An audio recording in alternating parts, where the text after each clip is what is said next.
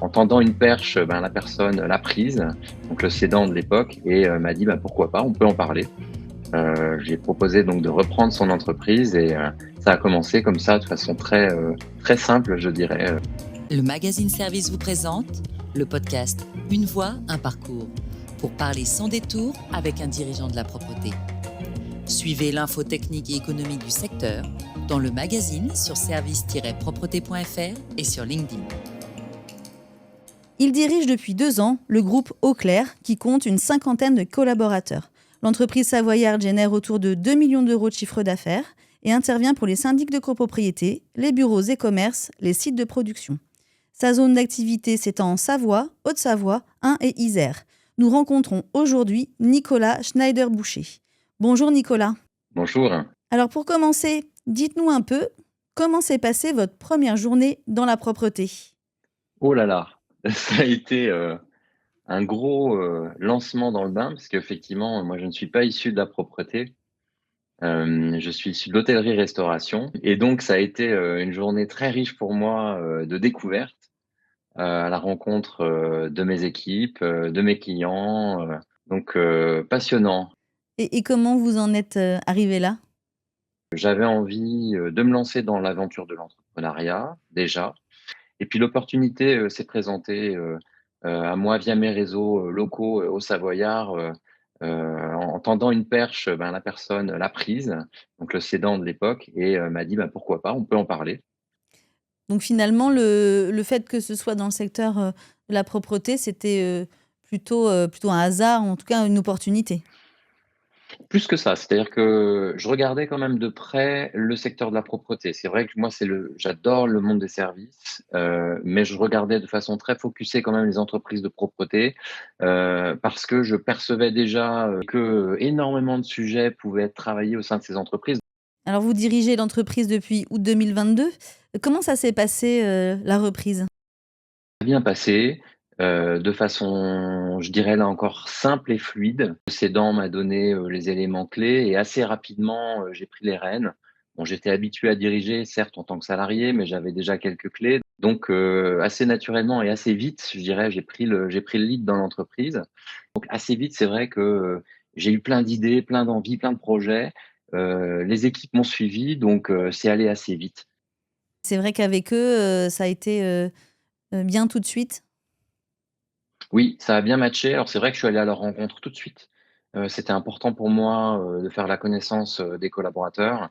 Donc, je les ai vus, je les ai très vus en entretien individuel, on s'est vus, de façon collective. On a créé des moments aussi, pour créer du lien, de se voir ensemble parce que c'est quand même pas anodin, hein, de perdre son patron et d'en gagner un nouveau. Que voilà, c'était, important pour moi qu'ils comprennent aussi, qu'ils apprennent à me connaître de façon, je dirais assez directe et rapide. Et ça, c'est aussi ma façon de faire, c'est-à-dire, sans non-dit, on se dit les choses, et on avance, tout de suite ensemble, main dans la main. Si on a des choses à se dire, on se les dit et puis clac, on avance. Vous êtes quand même passé un peu de l'autre côté de la barrière, puisque c'est vous le maître à bord, c'est vous qui avez les responsabilités. Est-ce que c'est pas trop difficile par moment de gérer la pression ? C'est vrai que quand c'est sa propre, baraque, les enjeux sont différents, la pression est différente, mais on gagne, je dirais en sérénité sur d'autres sujets. En termes de marge de manœuvre, en termes d'indépendance, moins de comptes à rendre sur certaines choses en tout cas, qui font que, on a une pression qui est supérieure sur certains sujets. Bien sûr, la pression financière, elle est importante, mais ça vient se compenser, je dirais. Donc, je dirais, il y a des avantages et des Mmh. inconvénients ou 2. Et quels sont les sujets qui vous préoccupent au quotidien dans votre, voilà, dans l'exercice de votre rôle de dirigeant? Alors ce qui me préoccupe au quotidien déjà, c'est la comment se sentent mes collaborateurs? Est-ce qu'ils ont bien tous les moyens d'accomplir leur mission? Une fois que ça c'est verrouillé et que c'est nickel, j'ai envie de dire ça va suivre parce que ça va très bien se passer chez le client, donc ça va déjà, solutionner, plein de questions qui pourraient éventuellement se poser chez le client.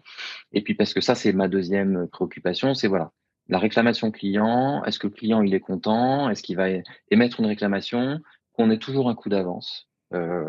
pour qu'il y ait pas de réclamation. Ça passe par nos contrôles qualité sur site, ça passe par les échanges qu'on a en off avec les clients quand on va à leur rencontre. Ça, c'est très important pour moi aussi et pour mes équipes d'encadrement. Après, en tant que patron, bien sûr, j'ai d'autres préoccupations. La trésor, est-ce que ça le fait pas? Parlez-nous un peu plus en détail de votre engagement social, je veux dire, votre engagement, justement pour le bien-être de vos collaborateurs. Quelles sont les actions que vous menez?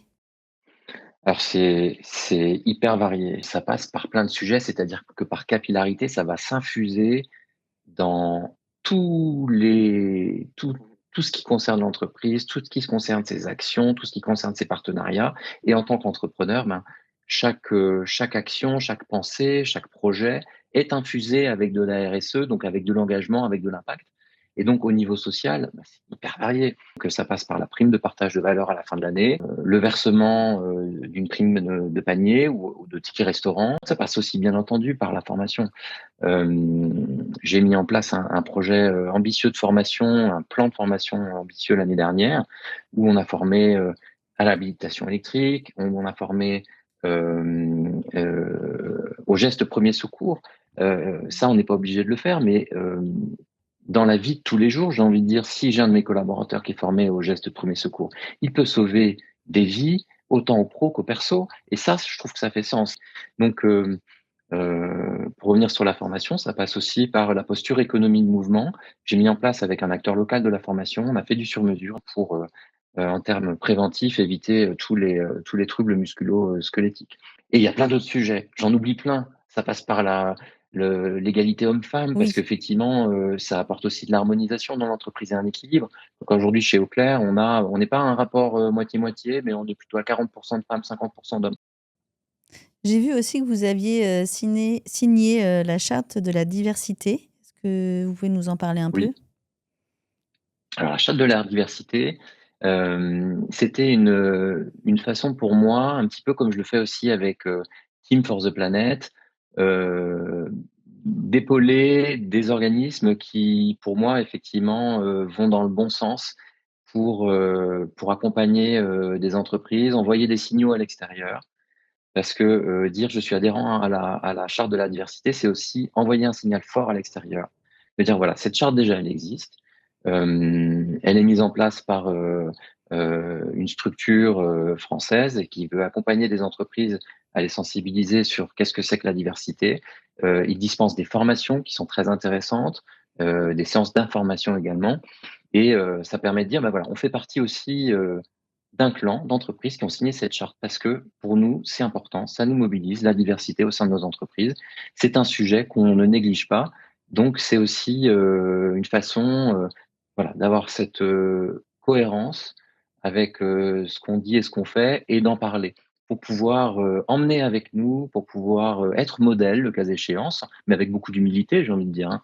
Euh, donc voilà, et la charte de la diversité, c'est important parce que c'est vrai que nous, on a quand même, en termes de diversité, j'ai plus d'un salarié sur deux qui a plus de 50 ans, j'ai une quinzaine de nationalités représentées et donc de cultures différentes. On a des collaborateurs en situation de handicap. La diversité, elle prend plein de formes. Donc voilà, c'est aussi envoyer un signal de dire: «Nous, entreprise de nettoyage, on fait des choses qui pourraient peut-être aussi être intéressantes à expérimenter au niveau, public, national». Alors justement, en termes d'expérimentation, une question par rapport au travail en continu ou en journée. Est-ce que c'est quelque chose qui vous Oui, intéresse, que vous appliquez? ah oui, bah, plus que ça. On a conscience que c'est pas simple à mettre en œuvre parce que, typiquement, ça dépend sur quel site on intervient. J'ai plus de 50 de mon portefeuille client qui est dédié aux copropriétés. C'est plus facile d'intervenir à 10 heures dans une copropriété que dans des bureaux qui sont déjà, occupés par les salariés, qui sont en réunion et où là, bah, si on doit passer l'aspirateur, tout de suite ça grince des dents. Mais on essaye. En tout cas, nous, chez Groupe Auclair, on n'a pas de travail de nuit, ça c'est quelque chose d'important.